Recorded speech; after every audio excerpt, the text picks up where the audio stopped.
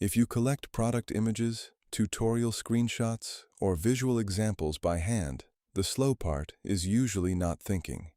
It is the clicking. Welcome to AI Marketing Reviews. This image extractor workflow is useful because it removes a boring step. The setup is simple, but there is one trap. Chrome does not want the outer zip folder. You need to open the real extension folder before loading it unpacked.